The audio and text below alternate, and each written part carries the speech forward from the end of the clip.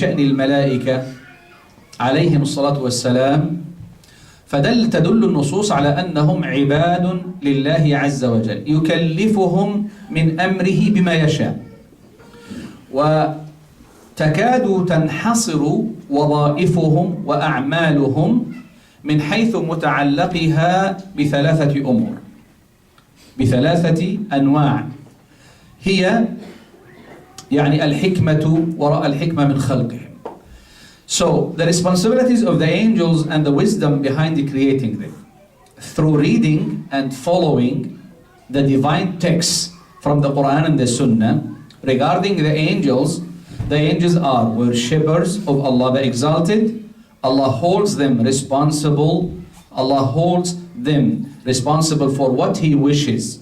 Their responsibilities and duty can be limited to three categories, which are the wisdom of their creation. So the first category, الأول عبادة الله عز وجل بالإيمان به وحمده وتمجيده والثناء عليه سبحانه وتعالى بما هو أهله وذكره ودعائه واستغفاره والصلاة له، وهذا وصفهم العام مع ما يكلفون طبعا من المهام الأخرى مع مهماتهم ومسؤولياتهم. ومنهم من يصلون في صفوف لا يفترون، ومنهم من يسجد لله لا يرفع رأسه إلى يوم القيامة. من الملائكة من يسجد لله لا يرفع رأسه إلى يوم القيامة. ولذلك النبي صلى الله عليه وسلم كما في الحديث عند الترمذي وأحمد وابن ماجه، وقد صحح الحديث الألباني عليهم جميعا رحمة الله، قال صلى الله عليه وسلم: أطت السماء وحق لها أن تئط ما فيها شبر، وفي رواية 4 أصابع إلا وملك قائم أو راكع أو ساجد، وفي رواية لا يرفعون رؤوسهم منذ خلق الله السماوات والأرض، لا يرفعون رؤوسهم، وفي رواية لا يرفعونها إلى يوم القيامة. سبحان الله. وفي بعض الروايات جاءت إذا رفعوا رؤوسهم إلى الله نظروا إلى الله عز وجل فقالوا: سبحانك ما عبدناك حق عبادتك. هذا بعد سجود إيش؟ سبحان الله، سبحان الله. وإحنا الواحد فينا إذا صلى له ركعتين وصام له يومين في الأسبوع يعني ما شاء الله، معاه على رأي اللبنانية الفردوسي الأعلى، المفتاح يعني في الجيب. الله المستعان. So the first categories: worshipping Allah the Exalted by believing, praising, and glorifying Allah the Exalted with that which befits Him, subhanahu wa ta'ala. They remember Allah, invoke Him, seek His forgiveness, and pray to Him. This is in addition to what they hold of responsibilities and duties. Other angels only worship and they never get tired of worshiping.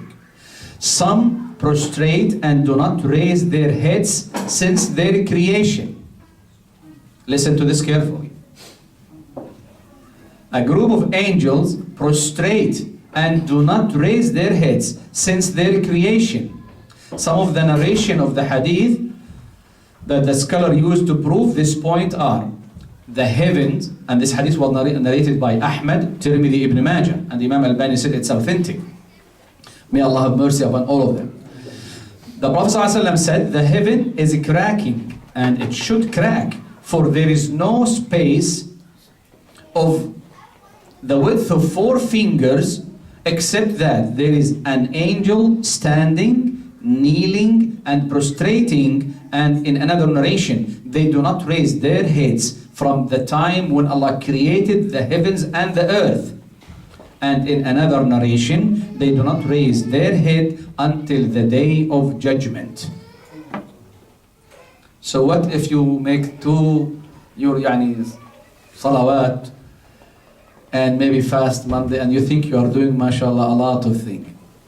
One of these angels prostrates since he was created up to the day in judgment. And listen to this statement, as it was mentioned in some narration. When they raise their heads, they will look at the face of Allah the Almighty, and they said, praise be to you. We have not worshipped you as you deserve. So you will see that this will help us, if we ponder about this, help us even to get closer to Allah the Almighty.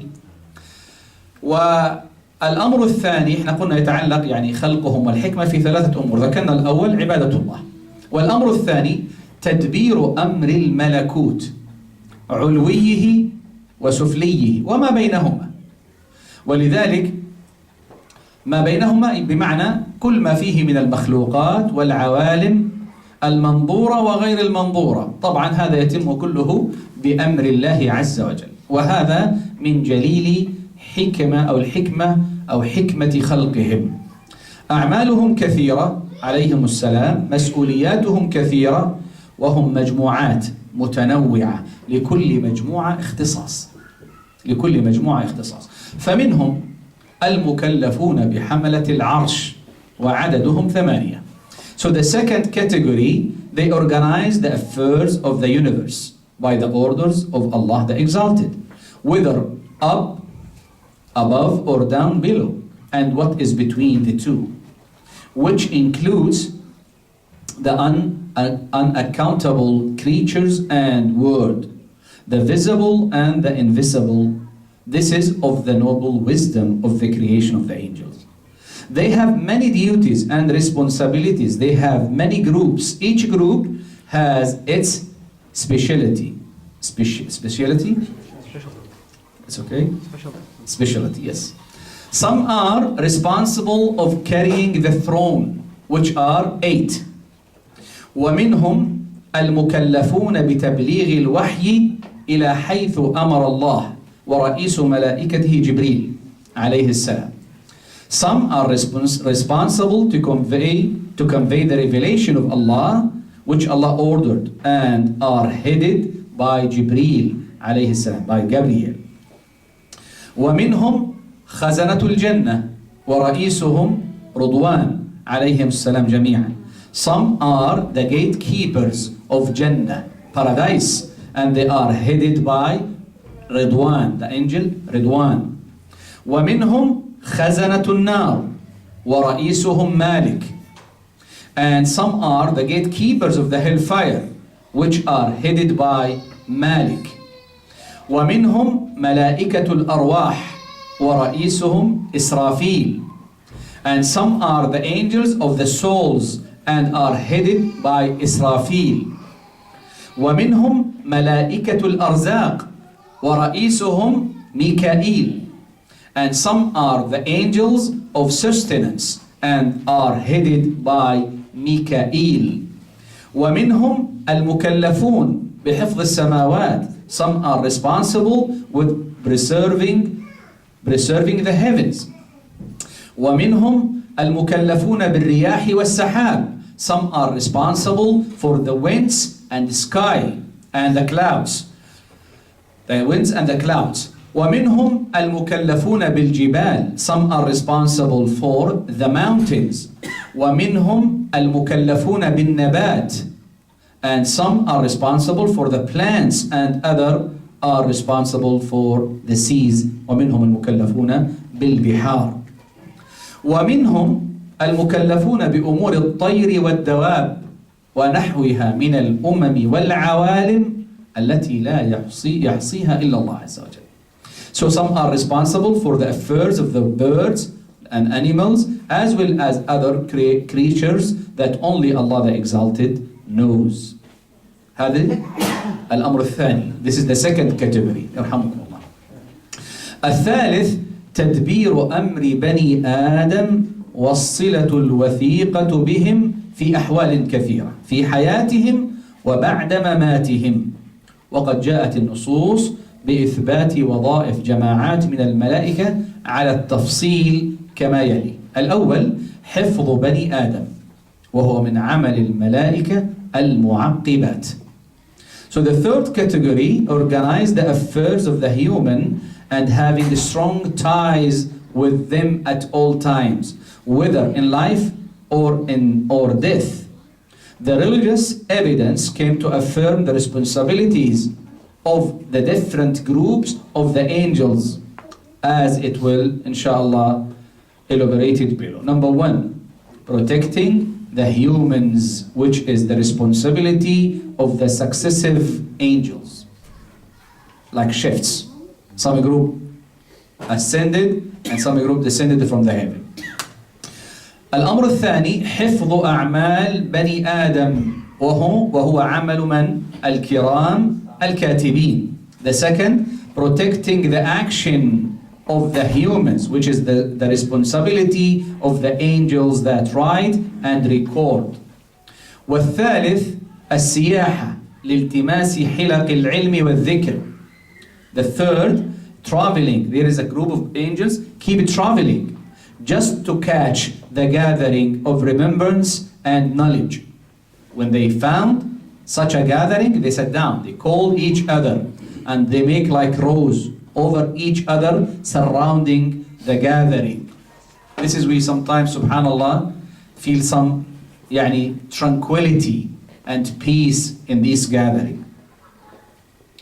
الأمر الرابع كتاب الناس يوم الجمعة على أبواب المساجد الأول فالأول. The fourth, those who write the names of people on the day of Friday, Jumu'ah, at the gates of the masajid, in order of who arrives first. Of course, every time you arrive earlier, your reward is bigger. الصلاة على المصلين ما داموا ينتظرون الصلاة. Also, 5, they invoke for those who are waiting for the congregational prayers. For example, if you pray Maghrib in the masjid and you keep sitting there and reciting Quran, making dua, remembering Allah, so the angels keep asking Allah for forgiveness, your forgiveness, mercy for you, whatever they make their dua. السادسة فتنة الأموات في قبرهم. Other are responsible for the trials of death in the graves. تعرفون منكر ونكير. نسأل الله السلامة والعافية. طيب، وجوب الإيمان بالملائكة ومنزلته من الدين. كما تعلمون الإيمان بالملائكة جاء في النصوص القرآنية والنبوية مقرونا بالإيمان بالله عز وجل. مقرونا بالإيمان بالله عز وجل، وقد ثبت هذا بالكتاب والسنة وإجماع السلف. قال الله عز وجل: ولكن البر من آمن بالله واليوم الآخر والملائكة والكتاب والنبيين. So the sixth matter is the obligation to believe in the angels and its status in the religion. Subhanallah, belief in the angels came equivalent to the belief in Allah the Exalted. It was mentioned in the Quran, it was mentioned believing the angel in the Sunnah, and what the scholar of the Ummah agreed upon. Allah the Almighty, one of these ayat, He said, but true righteousness is in one who believes in Allah, the last day, the angels, the book, and the prophets. وذكرنا لكم حديث جبريل في الصحيحين أن تؤمن الإيمان، لما سأل جبريل النبي عن الإيمان قال أن تؤمن بالله وملائكته وكتبه ورسله واليوم الآخر. Also, as we mentioned, hadith Umar, narrated by Bukhari and Muslim, when Jibreel came and asked him about Iman. So the Prophet ﷺ said to believe in Allah, believe in His angel, in His books, His messengers, and the last day. Then he mentioned Al-Qadr also. فإنكار الملائكة عليهم السلام وجحودهم يعتبر من الكفر الصريح. لماذا؟ لأن الله عز وجل يقول: ومن يكفر بالله وملائكته وكتبه ورسله واليوم الآخر فقد ضل ضلالا بعيدا. So rejecting the existence of the angels عليهم السلام, it's considered as kufr, disbelief. Because Allah the Almighty in the Quran said, And whoever disbelieves in Allah, His angels, His books, His messengers, and the last day has certainly gone far astray. السؤال: كيف نؤمن بالملائكة؟ ما هو المطلوب؟ كيفية الإيمان بالملائكة. The question: how to believe in the angels? How to believe in them? الإيمان بالملائكة هو الاعتقاد الجازم بوجودهم. إذن أولا تعتقد جازما بوجودهم، والتصديق التام بما جاءت به الآيات الصريحة والأحاديث الصحيحة بشأنهم ووظائفهم وأعمالهم التي يقومون بها طاعة لله وعبودية له سبحانه وتعالى. So how to believe in the angels?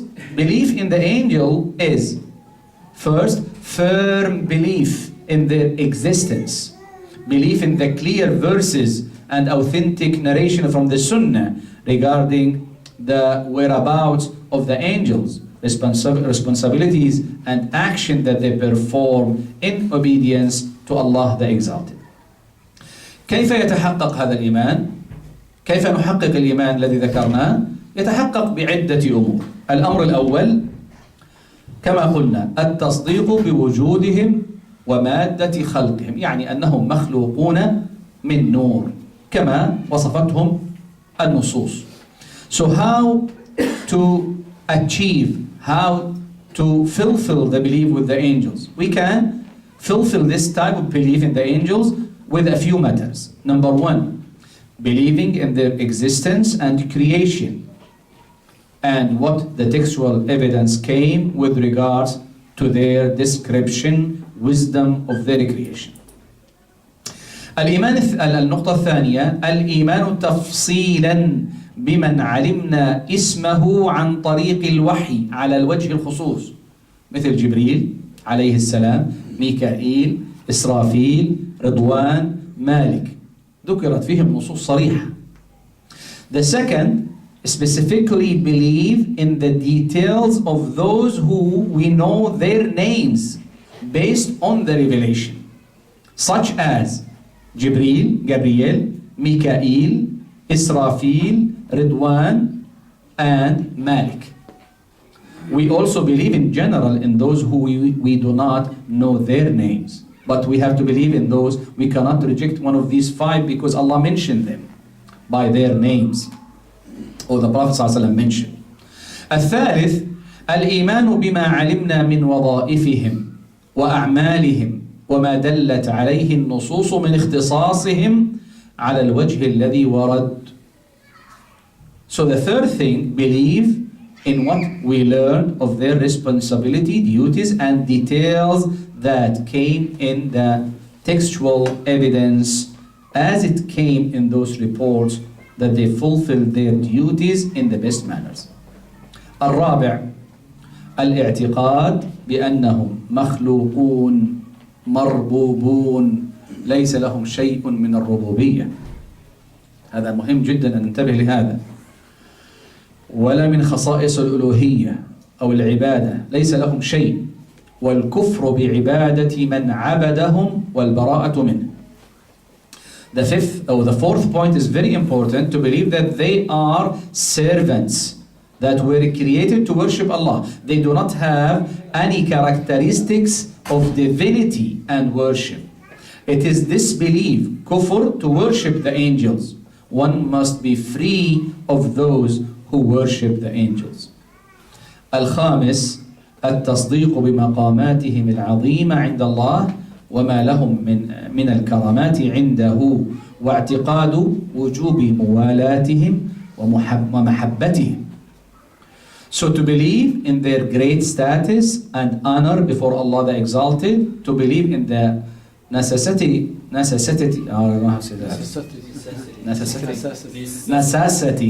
thank you, to love them. They are of different levels, duties, and to be careful not to take them as enemies. No, because Allah mentioned that the Jew, what did they? من كان عدوا لله وملائكته وجبريل وميكال. They took Jibreel and Mikael as enemies, the Jew. So Allah is warning us. from taking the angels as enemy. Let us finish with this, just fast points. I know I took maybe more time than I should, but let us finish it. من ثمرات الإيمان. ما هي ثمرات الإيمان بالملائكة؟ أولا أن الإيمان بهم من الإيمان بالغيب الذي هو أصول الإيمان بالله عز وجل. The fruits of believing in the angels. Number one, belief in them is among the unseen, which is a fundamental of faith in Allah the Exalted. This is very important to understand it. الثاني الثقة بسند الرسالة فإن منهم عليهم الصلاة والسلام السفراء بين الله تعالى وبين رسله في تبليغ رسالته وهم موصوفون بالأمانة وكمال الديانة والعصمة من الذنوب. The second, trusting the chain of the message. Trusting the chain of the message. Because some of the angels are ambassador between Allah the Exalted and His Messenger. In passing the message, the angels are described with the highest trust. Religious honesty. That's it. You got it, guys, right? Alhamdulillah. Religiosity. I don't know how you okay, alhamdulillah. Is that okay? Religiosity? Huh? Religiosity. Thank you. جزاكم الله خير. May Allah Azza wa Jalla يتوب علينا من الإنجليش بتاعكم. And being protected from sinning, which includes lying and mistakes. It is very important to observe this. In some masahif, some Quran, if you go to the last pages, they write the chain of Al-Qurra, the reciters. For example, Hafs, An Asim, then they reach the Sahabi, then they reach the Prophet, then they reach Jibreel alayhi salam. Sometimes they put Al-Lawh al-Mahfuz, which is a huge mistake. Which is a huge mistake. It is from the Prophet ﷺ, from Jibreel, from Allah the Almighty. And we have, because sometimes we see it in some of the Qur'ans or Mus'haf, that they end up with the chain to Al-Lawh al-Mahfuz. Like they want to tell us that Allah did not speak or spoke with the Quran. He just created the Quran, which is a deviated aqidah. We know that Allah spoke directly with letter and sound to Jibreel, and He revealed the Quran. Jibreel heard it from Allah the Almighty, and he recited to the Prophet ﷺ. He heard it from Jibreel, and he recited to the Sahaba. The Sahaba heard it from the Prophet and recited for the Tabi'een and for the others. Okay, there is another thing that we should observe inshallah ta'ala, which is the third, معرفة علاقتهم بالإنسان وقربهم منه في أحوال كثيرة والحفظ الدائم له. هذا إيش يقتضي؟ الأدب. يقتضي الأدب معهم والحياء منهم والأنس بهم وحسن صحبتهم.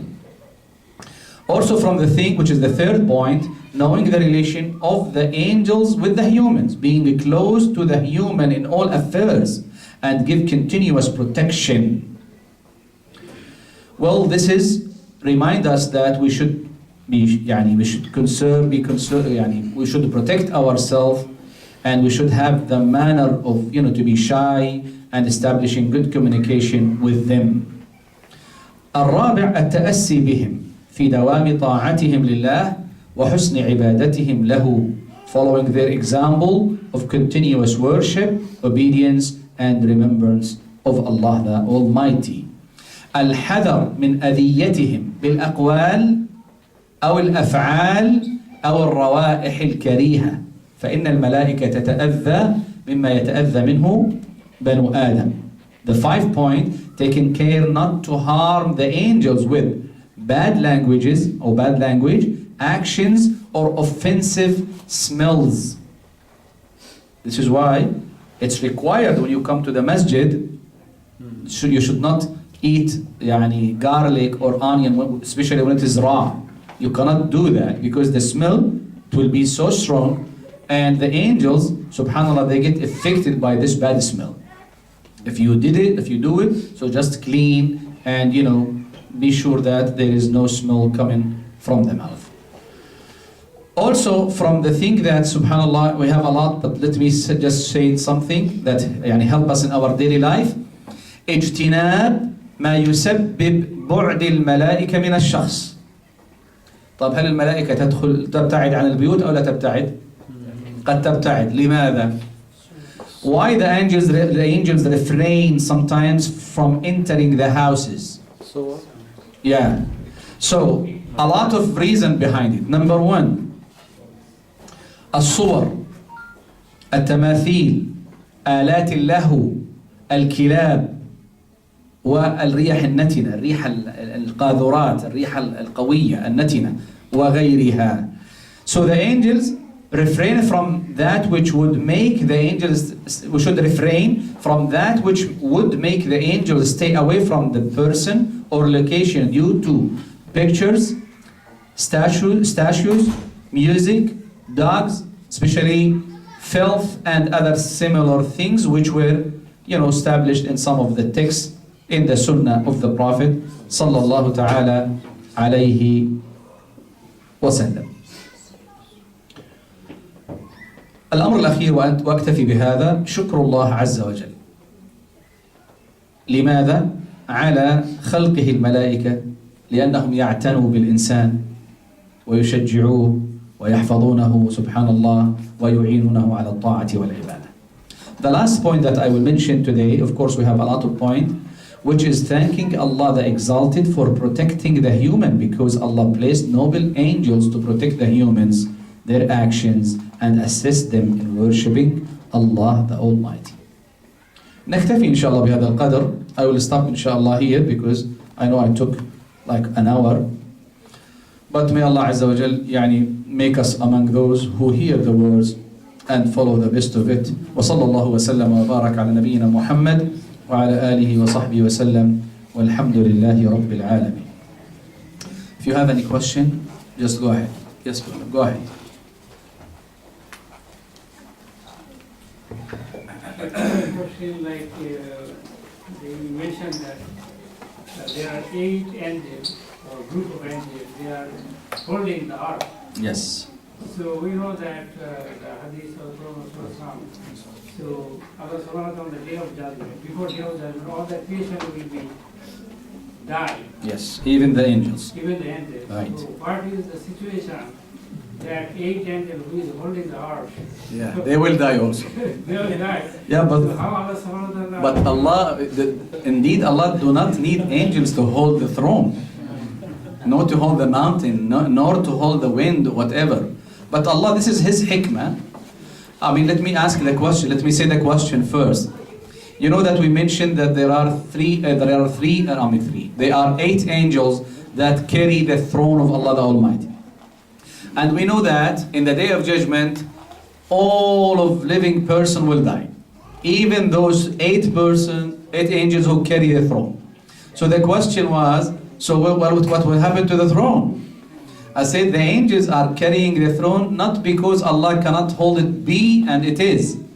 But this is the hikmah, the wisdom behind creating the angel, giving them some mission. But indeed, Allah does not need the angels to have this universe functioning in the best way. He does not need them. But this is His hikmah behind the creation, the creation of the angels, as I mentioned in one of the 3 categories. So Allah does not need them. Allah can manage the whole issues of the universe without having any single angel. But again, this is His hikmah, subhanahu wa ta'ala. Sheikh, you mentioned that if you are in the masjid and you pray a salah, after the salah, if you stay, the angels, does you have to literally stay in the same spot, or can you just in general in the masjid? Okay, if the question that I mentioned that if you pray in the masjid and stay in the masjid, so the angels keep praying and invoking Allah for you, right? He said, is it requirement to stay in the same place, or I can move around in the masjid, in the musalla?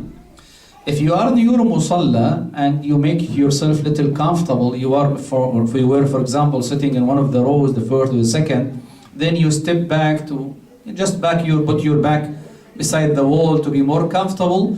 Still, you are okay because you are in the musalla, and you did this to be more comfortable to remain in that place.